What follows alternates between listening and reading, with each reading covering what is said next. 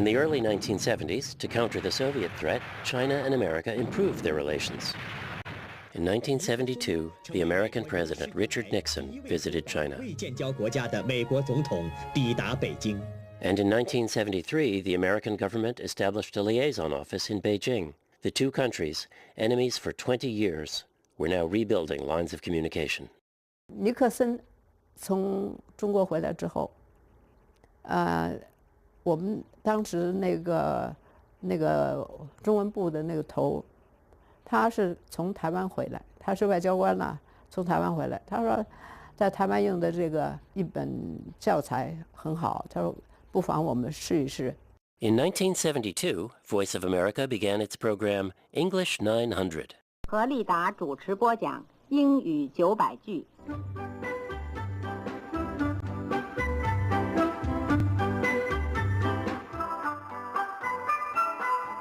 That year, a Beijing youth, the 20-year-old Ping De, enlisted in the People's Liberation Army. His first job was to care for the horses in an army farm outside Beijing. One day, a fellow soldier gave him a copy of the book English 900.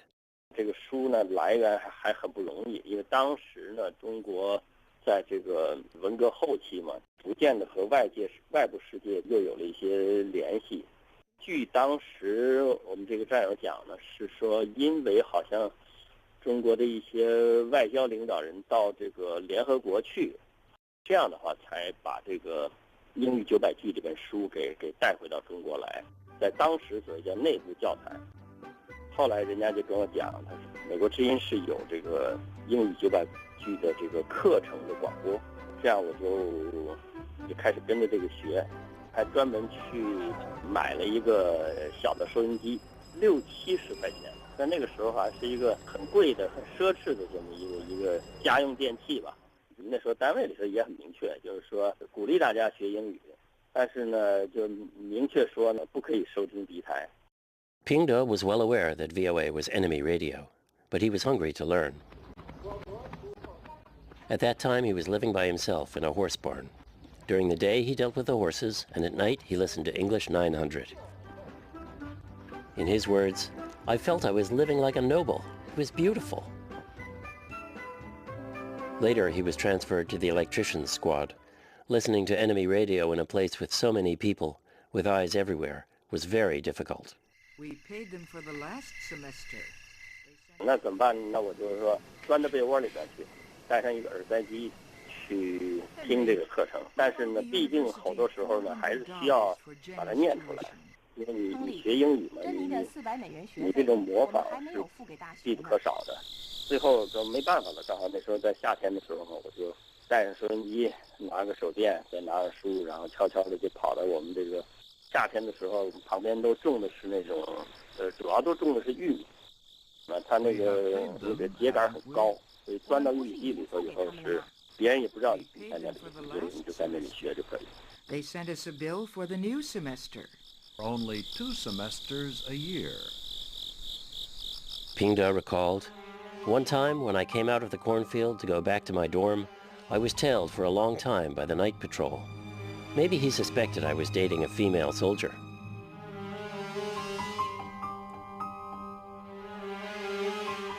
In fact, the trouble you'd get into from being caught listening to enemy radio would certainly be much worse than being caught on a date with a woman. 用当时的话说叫上纲上线，所谓上纲上线就是说你如果要是收听敌台，那你就是一个很可能是一个通敌分子，那处罚是很严厉的。回想起来 ，English 900也学了有半年多呢，坚持下来也是挺不容易的。是何立达的，每次结束的时候，他就是讲这里是美国之音的英语900句课程。何立达在华盛顿主持播讲。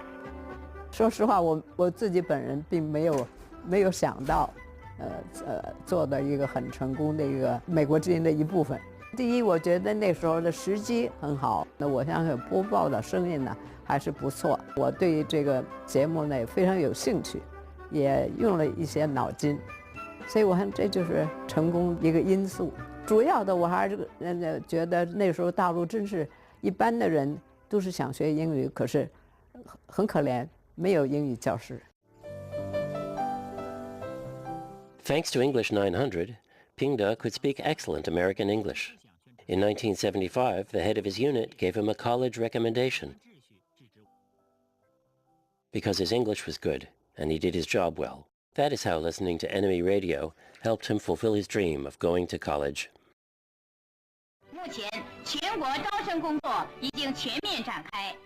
In the winter of 1977, China resumed the college entrance examination system, suspended for 10 years by the Cultural Revolution. The traditional watchword, "Knowledge changes destiny," became realistic once again, inviting large numbers of young people to study as a means to social respect. And learning English became especially popular.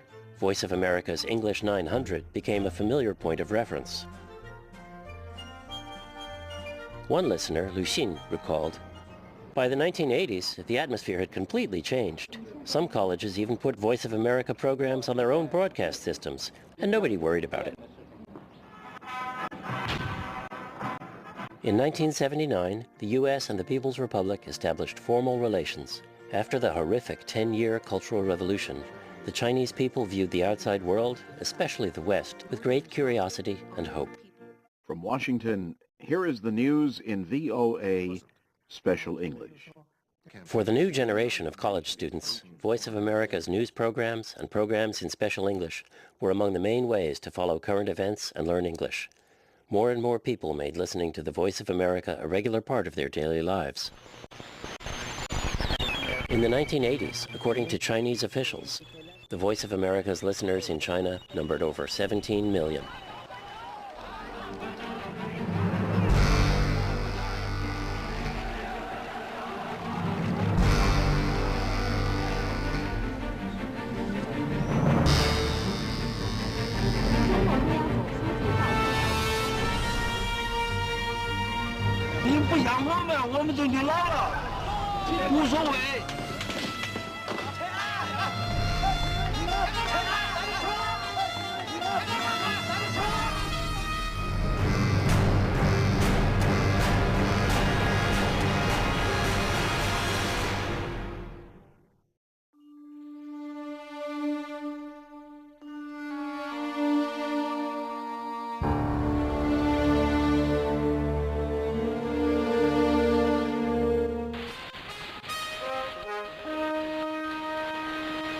这是美国之音的中文广播。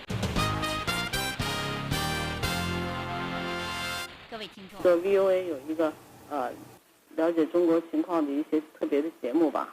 因为我总是记得父亲总是到了什么点的某一个时间的时候呢，就弯着腰听着那个小小的收音机，差不多贴到耳朵上。实际上呢，父亲是想通过这样听收音机、听外电的一些报道，来了解世界的情况和了解中国发生的情况。Among the top leaders of the party, the government, and the military, Voice of America had more listeners than just Zhao Ziyang. Li Peng's June 4th diary, published overseas, mentions VOA in over a dozen places, showing that even the hardline Li Peng, Zhao Ziyang's chief opponent, member of the Politburo Standing Committee, and Premier of China, was a loyal VOA listener.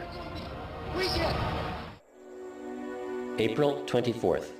In the morning, I heard the Voice of America say that the students went on strike to protest the police use of violence, to pressure the government to grant democracy and freedom. May 11th. The Voice of America broadcast said, the large demonstration on April 27th marked a turning point in Chinese history. May 30th. The Voice of America said China is conducting a Stalinesque purge of the party.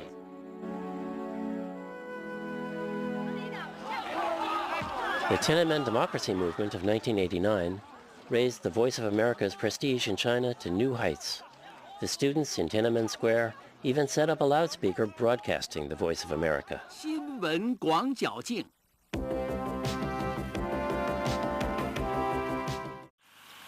After the June 4th crackdown against the democracy movement, the Chinese government started jamming the Voice of America again, setting up unmarked jamming facilities all over the country, telling the outside world they were relay stations. 通常都是干扰非常大，我们都听不到什么东西，滋滋啦啦、滋滋啦啦乱响。因为信息控制的和这你都知道了，控制的很厉害。现在想起来，了解中国的情况还要听美国或者法国的电台，实在是很可悲的。These jamming stations broadcast sometimes pure noise and sometimes folk songs with drums, gongs, and shrill pipes. A listener in Sichuan wrote in, "I use an earphone so the neighbors won't know, but the drums and gongs are deafening. If I listen too long, I get dizzy and see stars. Still, I keep listening." In September 1994, VOA began television broadcasts in Chinese. 支出增加了。我是李素，我是宁欣。首先报告新闻提要。In July 1999, VOA established a Chinese language website. The Voice of America had grown from mere radio to a multimedia operation: radio, television, and the internet. Just as it jams the radio broadcasts, China now blocks the Voice of America website. In spite of this, by the turn of the century, VOA's Chinese website was getting 100,000 hits each day. And every week, the radio broadcasts were heard in China by 8 to 10 million people. Today, though the Chinese people have incomparably better sources of information than when the country was sealed off from the outside world, still there has been no loosening of the blockade against Voice of America radio and internet. And setting up a satellite television dish requires explicit permission from the police. Many people in China are still getting reliable news from the outside world through the Voice of America. Well-known public intellectual Yao Jianfu has said that Chen Xitong, late mayor of Beijing and member of the Politburo and the State Council, relied on Voice of America for news during his confinement in Qincheng prison. 我说你怎么知道国外说陈锡同的贪污事？他说允许带一个收音机，他听的就是美国之音，所以他通美国之音在监狱里面听到了各种信息。我说你这还了不起，美国之音还给你提供了那么多信息，所以美国之音在这一点，我觉得起的作用可能也不可小估。所以对他来说，等于除掉人民日报以外，就是美国之音知道各方面的信息。知道一些高层领导，特别是一些不是很得意的这些高层、最高层，甚至政治局常委什么的，他们得到就是共产党给他们的信息也是，就是不完全是真的，所以他们也听，兼听则明，他们听是公开的听，甚至秘书、警卫员给调好了听，到了时间提醒首长一下，哎，这美国之音要广播了，等等，他们是公开的。最近我到美国以后，听一些国内来的朋友讲。就是现在这些高层领导，人人听。China's famous blind human rights activist Chen Guangcheng was released from prison on September 9, 2010, 5 years after his arrest. But he remained under house arrest, under heavy guard. During this time, he listened almost every day to the Voice of America shortwave broadcast. 刚刚回家的时候是没办法听的，因为家里没有这个事。后来过了1天还是几天，我把一个很破的收音机修理了一下，能够勉强的听到一点点这个关于美国之音的报道。就是因为效果特别差那个时候。Chen Guangcheng's house arrest drew the attention of the world. Voice of America followed the story closely. 维权律师陈光诚的现况受到国际社会的密切注意，尤其是在2月11、12号的时候，我听到过一些咱美国之音的报道。那个时候一般都是在晚上8点钟以后吧，我记得，好像还有重播，9点钟还要再播一次，9点钟以后。那时候听到的感觉会特别不一样。怎么说呢？对，那个时候就是唯一的信息渠道嘛。Later, the people overseeing Chen Guangcheng's confinement took away his radio. His only source of information about the outside world was cut off. In April 2012, Chen Guangcheng, with help from 4 online friends, eluded the guard of over 100 people stationed around his village and entered the American embassy in Beijing. After negotiation between the 2 countries, Chen Guangcheng and his wife and children were allowed to leave China for the United States. 从山东东势谷走出来了。共产党对信息的封锁，虽然不像以前那样完全能封锁住，但是封锁的程度也是很厉害的。你说翻墙，现在有多少？还说年轻人都会翻墙，没有都会。其实啊，能翻墙出来看电脑的人连1%都不到，大多数人，而且农村那些人，很多人很穷的。大家忽略了一点，中国有1半的人口在联合国的贫困线以下，他们哪儿买得起、玩得起电脑呢？而对这些普通老百姓，广播是非常重要的东西，比其他的媒体都重要。The Cold War is long past. China grows ever more deeply involved with America, culturally, economically, and politically. But for Chinese authorities, there is no real change in Voice of America's status as enemy radio. In 2013, General Liu Yazhou, member of the Central Committee and political commissar of the National Defense University, had his university join with the military's political department and general staff department and the Academy of Social Sciences to produce a television documentary called Silent Contest. It expressed in full measure the hostility and distrust of the United States felt by the Chinese army, government, and party. It warned the people that America was working through 5 channels: politics, culture, thought, institutions, and society, to overthrow China. In one of these, the leading force, it said, is the voice of America. 太多的证据表明，互联网的控制和运用业已成为美国向世界各目标国家发动政治打击、策划政治颠覆的基本手段和主要途径。毫无疑问，他们的下一个目标早已瞄向了中国，这绝非耸人听闻。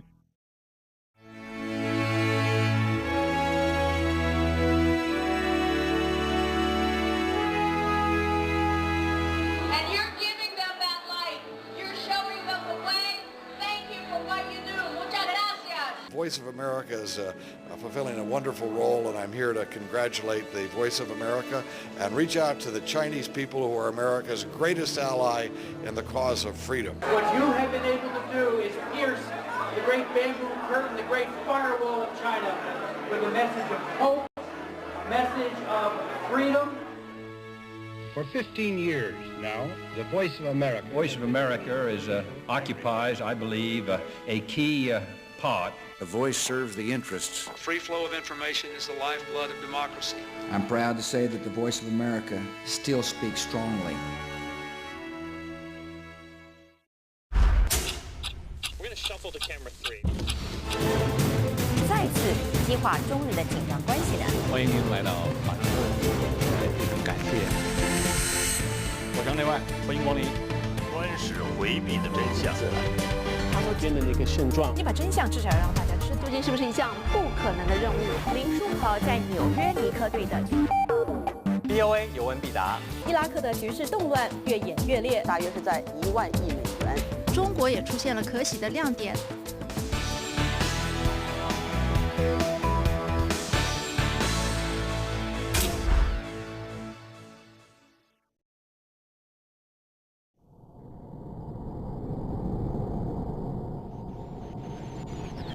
就很像人被关在黑屋子里似的，突然有一线那个光线进来，你会觉得特别惊喜，特别振奋。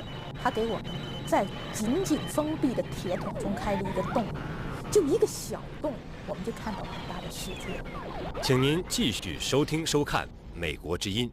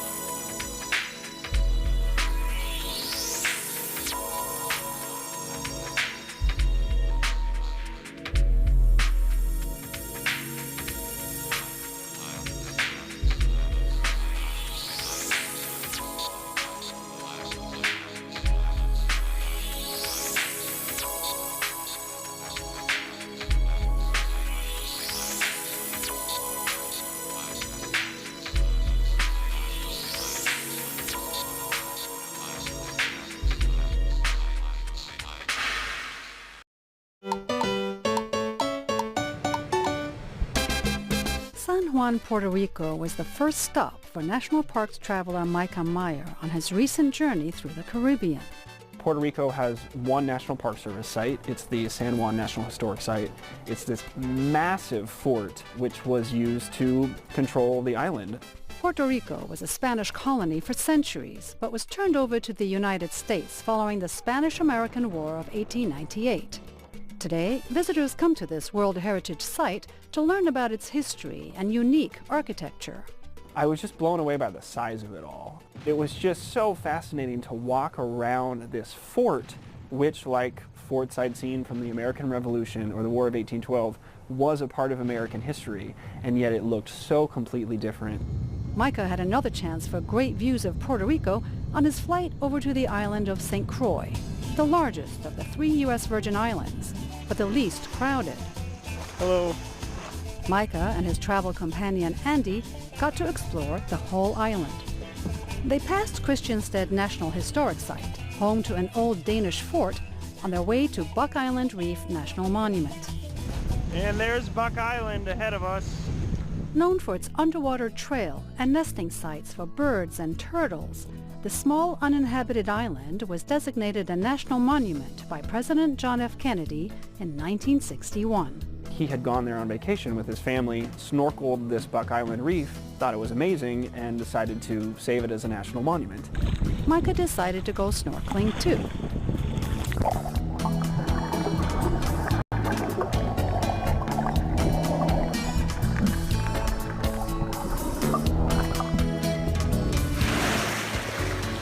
The next stop for Micah was the Salt River Bay National Historical Park and Ecological Preserve on St. Croix Island. They found that within this bay there's a bunch of marine life that universities from all over the country come to study, and so the National Park Service has been able to preserve that. Micah was impressed by the diversity of the wildlife on the islands. Each place we went, even though they were so close, all had their own, what I call like a national park zoo.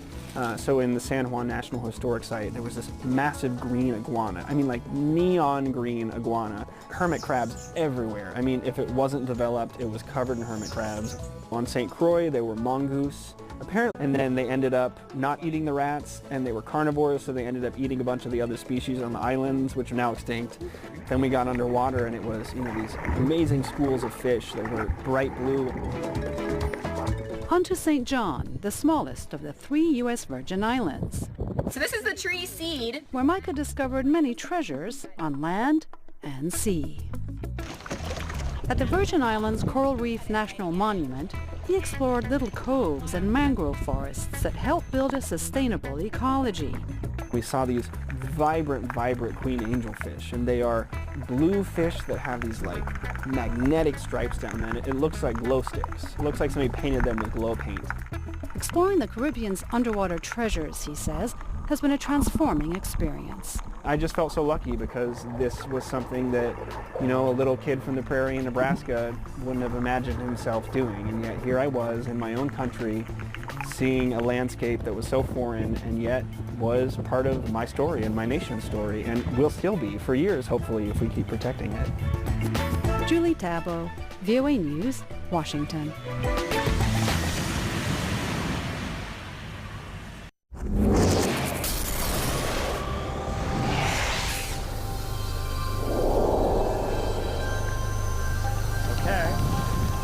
If you want to learn what makes a volcano erupt, you need to go right to the otherworldly source, the crunchy, oozing, red-hot source. At least that's what geologists... Voila!